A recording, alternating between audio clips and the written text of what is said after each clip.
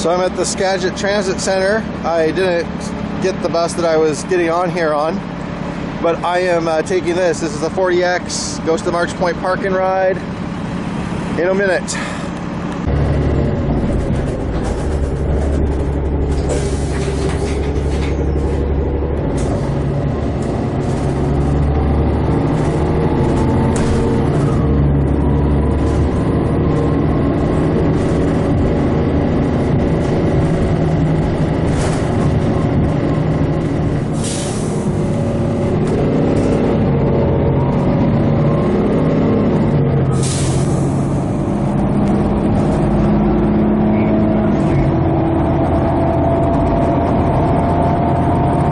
Jumped off of this bus. I'm at the March's Point Park and Ride, about to get on this bus. Bus driver was very friendly and informative, and here I am at the Washington Ferries terminal, and I'm going to find a way onto one of those ferries.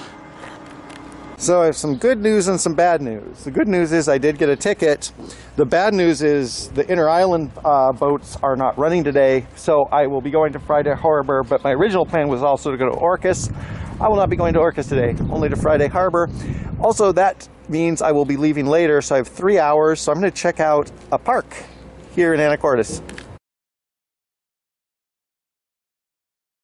So Washington Park in presumably 0.6 miles this way, and we actually have a sidewalk here. So right now it's I think 9:20. My ferry leaves at 11:55, so it gives me a good 2 hours to hang out. And of course this is all new to me, so I can spend 2 hours in a park by the ocean. So this is Washington Park. Appears to be a number of facilities here, and hopefully there will be some trails, because right now I'm walking by the side of the road. We'll find out. So that was Washington Park.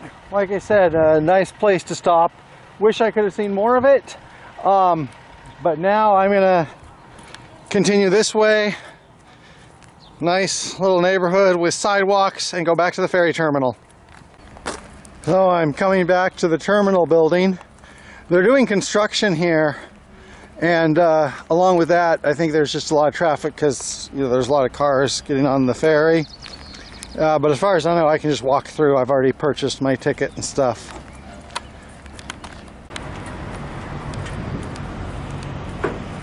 So as you can see, there's a lot of parking here and a lot of roads and on-ramps and stuff. So before I researched this trip, I thought that there was smaller ferries. The San Juan Islands don't have a lot of people. These ferries are big. I believe they can fit up to 2,000 people and many vehicles. And some people, I guess, park here and then take the ferry for the day. And there is kind of an irony there that, a lot of people are going there to enjoy a more natural environment, a lot of outdoor activities and stuff like that. But to do that, we need all of this. And also there are no buses that go directly onto the ferry and then get off, at least none that I know of. There might be some other ways, but the Skagit County buses do not. And so this is, even though this is to go to a natural area, it's not like a quaint little shack on the edge of a dock. It's a major operation.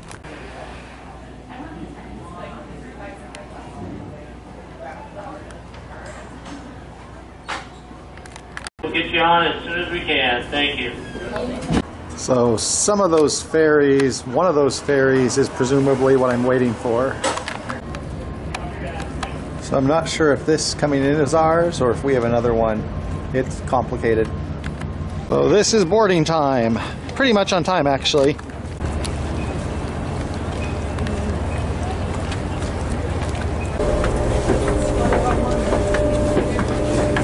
On the ferry, this deck is half in, half out. A lot bigger than the ferry in San Francisco. Washington State ferries are big. This only shows part of it, and there's a restaurant here. I might actually get some food, although it's expensive. And this shows another ferry. This, I think, is the one that was delayed,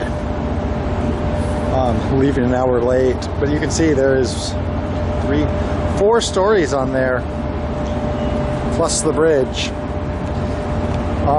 So of the ferry systems in the U.S., Washington State Ferries is, oh, I wish I could remember, first in the U.S., second in the world, or second in the U.S., third in the world. It is a big system, and the individual ships are big as well. So we're still waiting to get underway, which can take some time. The boarding was on time. They might still be boarding vehicles. Anyway, so I'm sitting here at this table, and this plate of tater tots and this 24-ounce fountain drink cost me $9 together, but that is part of the deal. And this is something I learned from Miles Taylor, boat food. Anyway, so we will be getting underway briefly, and we're going to go to somewhere over there. So those are river otters, or some type of otter, not seal. That is a good catch. And it looks like we are underway.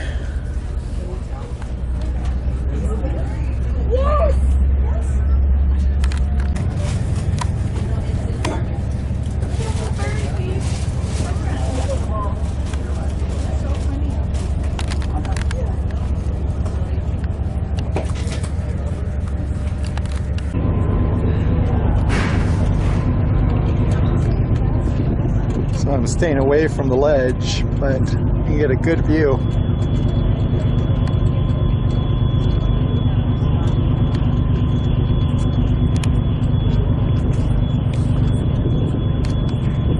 And this is a pretty long trip. It should be 90 minutes till Friday Harbor. Not that I'm complaining. Here we are in the middle of the islands, and over there is Lopez. That will be our first stop. That is Orcas and the other local Orcas. That is Blakely Island, so I've been told. And there are many islands, and the San Juan Islands are very fractal. There's bays and peninsulas that kind of split off from each other all along. And I am enchanted.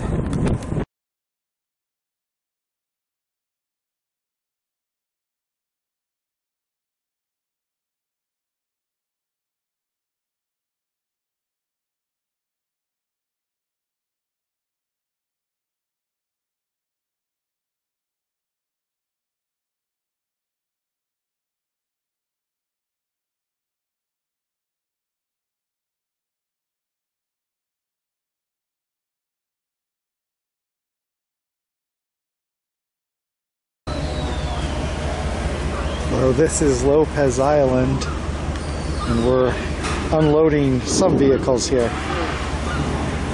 Lopez Island has a population of about 3,000 people, so one of the smaller of the four major islands.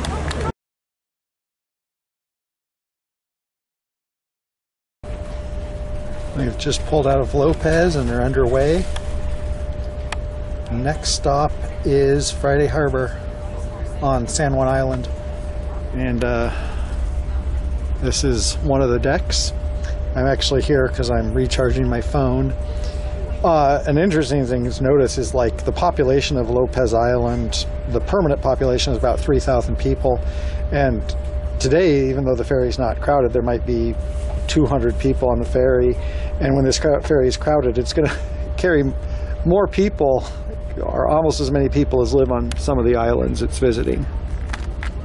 So I'm at the other end of the ferry. This is where we just passed through, and there's a channel there between Lopez Island, where we docked, and Shaw Island, where we did not, and the ferry kind of went slowly through there. So this area, like I said, it's a fractal landscape. It's a lot of rocks and peninsulas and stuff. So sailing here, I think, probably is difficult, even though, you know, a ferry typically, you know, has a fixed route, stuff like that. Should be predictable. The crew have to know what they're doing. And also, needless to say, this is a beautiful day, so I picked the right day to be here. And our next stop behind me at the front of the ship is, we're going towards Friday Harbor.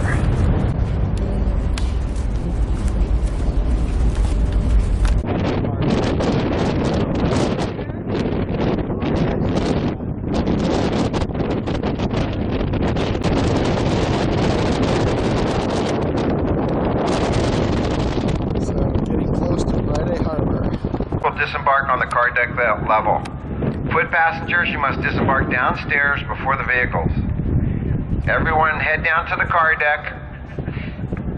You'll disembark from the car deck at the front end of the vessel. I'm on 3, by the way. So All ashore from Friday Harbor from the car deck.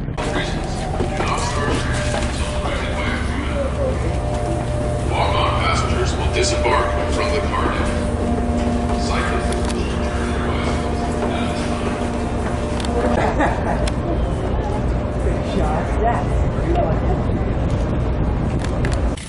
So we just deboarded. Lots of thanks to the crew of the Chiloé, and very safe, efficient, and polite people. And now I'm going to go and see Friday Harbor, and hopefully things are not too expensive. So this is downtown Friday Harbor, and I don't really know what to see here. I'm just going to walk around and see what I see. Well, I've just been wandering around. That's why people come to Friday Harbor. This is the San Juan Community Theater. As you can imagine, you have a tourist and resort-oriented city. There's a lot of cultural stuff here, and there's a lot of stuff that looks like it could be. And I don't really know where I'm going, but of course all of this is new to me, and all of it is interesting. So it's like basically I just pick a road and go there. I did eat a somewhat overpriced lunch, cheaper than I thought it would be. And you know, I only have 2 hours here, and I've used about an hour of that. So from here, I don't want to go too far from the docks, from the terminal, so I'm just kind of walking up and down. The traffic jam that I saw close to when I was starting off here was, I think, because vehicles were exiting from the ferry. But in general, yeah, traffic is pretty heavy, and I haven't seen any street lights. And this is a case, and I've talked about this in other towns like Silverton. Sometimes a city wants to preserve its small town character to the point where that becomes counterproductive. And also, interestingly, there is no public transit on any of the San Juan Islands. There are tourist-oriented shuttles, but there's no real, you know, public transit. And of course, you know, it's pretty small. You know, Friday Harbor, San Juan Island might have, I think, around 10,000 people. But still, you know, it's a big tourist area, and you can see it's getting to the point where there's traffic jams here more than there should be. Okay, it would be interesting to know more about this. So this is San Juan rideshare stop. So there might be something equivalent to a private or cooperative, you know, transit system, like a bus system, only it's just ride sharing. And sometimes, yeah, in smaller communities, things like that can work. So maybe I shouldn't be so judgmental. This is also not unusual that right outside of the tourist part of, you know, next to the ferry landing, we quickly turn to this, you know, just kind of big, wide roads, not much to see. So, you know, like a lot of tourist towns, the tourist part is the tourist part and the rest is not. So this is a viewpoint. This is called Overlook Park. It's a pretty small park, more on that later. But it is a great viewpoint, and you can see the harbor with the boats. You can see over there, there is a float plane, and San Juan, there is a large, comparatively large float plane base here. And you can just see the islands, and yeah, this is a great view. This is why I came here. And like I said, unfortunately, it's only a 2-hour visit, so very soon I'm going to go and start boarding on that ferry for the ride back. But in the meantime, enjoy the view. This is Sunken Park, and I assume it's called that because it's sunken, but it might be named after early settler Amos Sunken. And that was actually something I noticed before I came here, and it's true when I got here. There are not many parks in downtown Friday Harbor, which is somewhat unusual because it's a tourist area. And that also shows, like, you know, we have this cute little downtown, but like a lot of cute little tourist downtowns, it's not very organic. So there's not like actually a lot of places where you can walk and relax in downtown. There's also, in any place that you're going to be easily accessing, there's not really beach access. And part of that is just the geography is kind of complicated here. And originally those areas were industrial, but I think a lot of it is that the tourism here is oriented not towards people who are just kind of walking around and hanging out, but people who are doing more extensive and expensive activities. Anyway, so I just wanted to show that, and my ship is showing up for boarding in about 15 minutes, about half an hour, 15 minutes before it leaves. So I'm just going to get on, and it was a nice visit here, but a lot of my batteries are running down. It says public access. I don't know how long the public access lasts.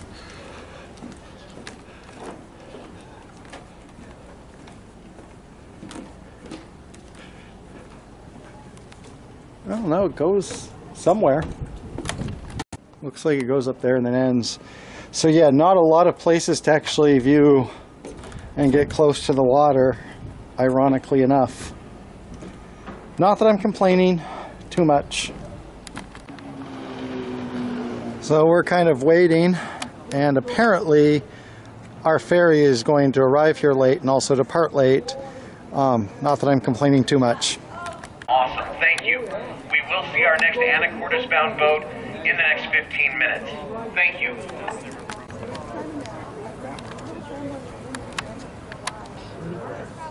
So there is our ferry coming in. So this is what it will look like coming in.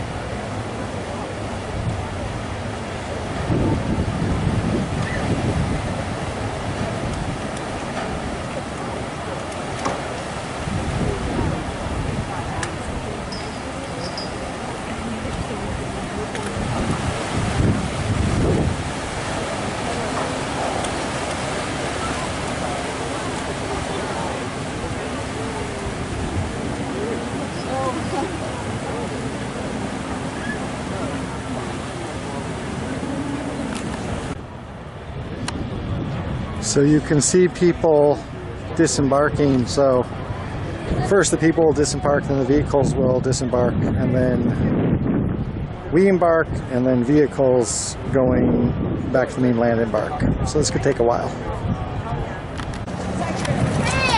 So I missed the actual landing, but here you can see a seaplane taxiing in over there.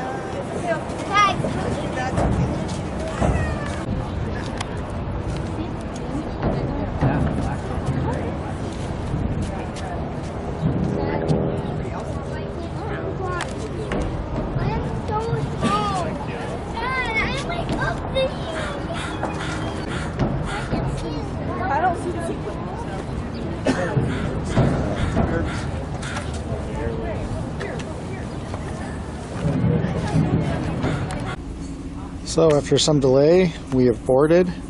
Automobiles are still boarding, so we still have a while to wait, and I'm just kind of sitting here. Arrival at our final destination, all passengers must disembark the vessel. In the event of a shipboard emergency, signals will be sounded on the ship's general alarm, followed by the same signals on the ship's whistle. If this should occur, you may be asked to proceed to one of the passenger assembly stations, which are located at both ends of the main passenger cabin. Please follow all instructions given by the crew. Life jackets may be found underneath bench seats or in lockers within the passenger cabin, and on the car deck in drop bins at the base of the stairwells. To learn more about donning the life jackets or other shipboard emergency responses, ask any crew member or review the information at the passenger assembly stations. Passengers who may have special needs during an emergency should identify themselves to any crew member upon boarding. If you have any questions, please stop by the ship's office or ask any crew member. In accordance with state and federal laws. So we did get underway about 45 minutes late, which actually I think is making up time. Enough that even though I gave some padding to this trip, I am a little bit worried because when I get back to Anacortes, I have to take a bus to the park and ride and then back to Mount Vernon. And my batteries are all running low.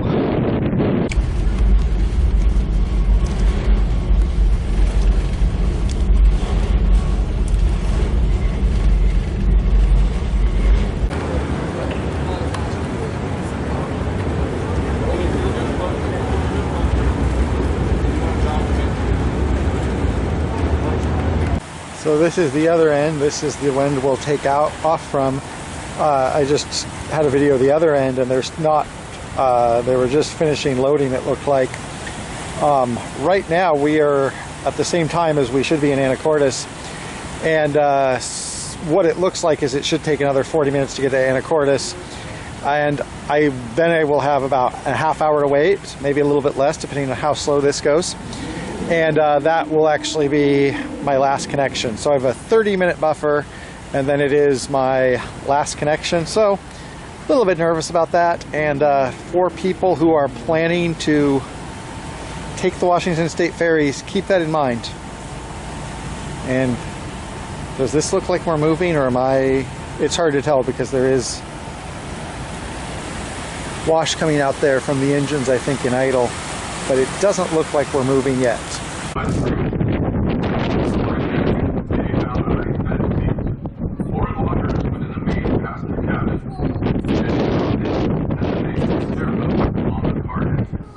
So we are indeed underway. So there are many, many islands in the San Juans, and some of them it is just a little rock with a buoy, and then you have larger rocks like that, which may or may not be Flower Island, and that's large enough that you can actually walk on, and there's a tree growing on it with chromholts. Then you have islands like that that are bigger, but probably still uninhabited, and I think there's still dozens of inhabited islands, and 4 of them have the regular ferry service. So we are coming into Anacortes, and it is windy. This is what Anacortes looks like from the water.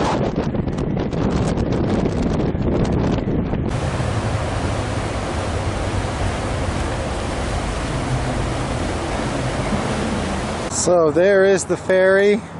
There's still vehicles pulling out, either pulling out of the ferry, or people who were pedestrians on the ferry who got out and are now in their vehicles. So kind of busy that way, and I'm waiting for the bus. It looks like I'm the only person waiting for the bus, and the bus will be here in 24 minutes. There also is charters and airporters, and I don't know if there's a schedule here, a regular schedule.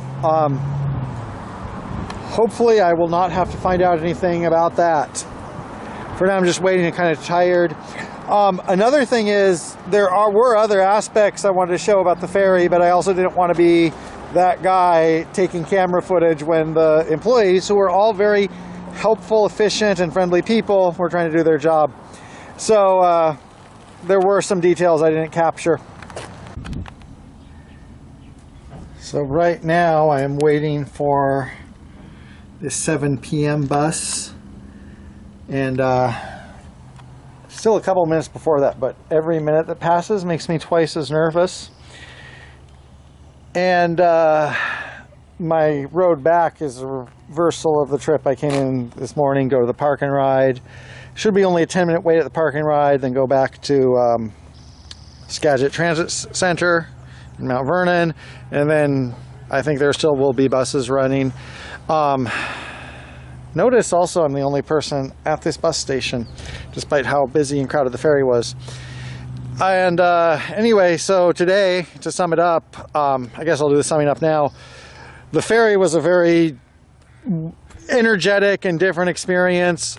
There was a lot of it that was kind of disappointing as far as like the amount of hurrying up and waiting.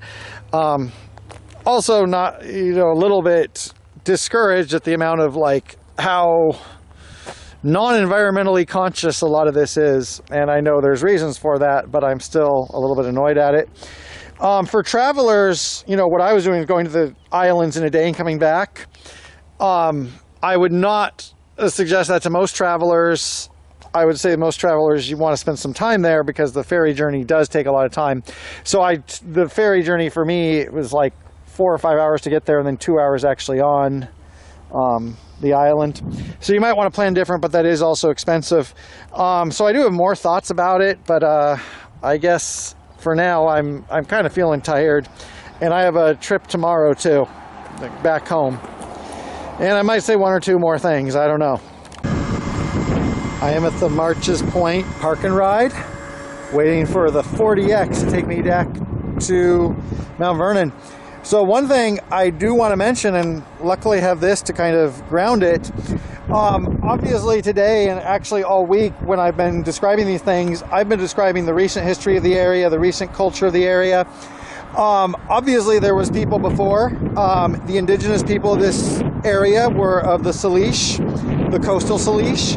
And the reason I didn't want to talk about that is because I don't really know anything to say beyond that, and I certainly don't want to just be spouting off stuff I'm making up.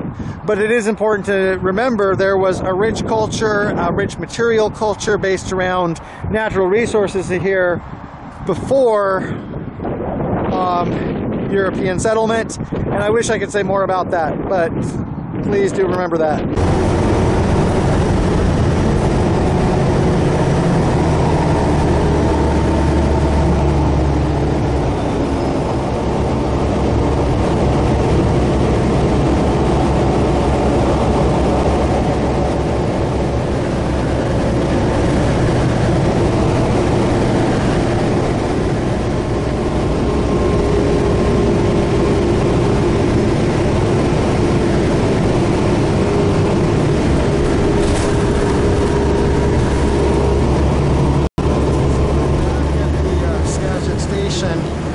Like I said, all day long there was like currents of anxiety, because I was taking such a complicated trip. Oh, my bus is pulling in, so I'm gonna put this down and just get on this bus. Should take me only 5 or 10 minutes to get home after it leaves.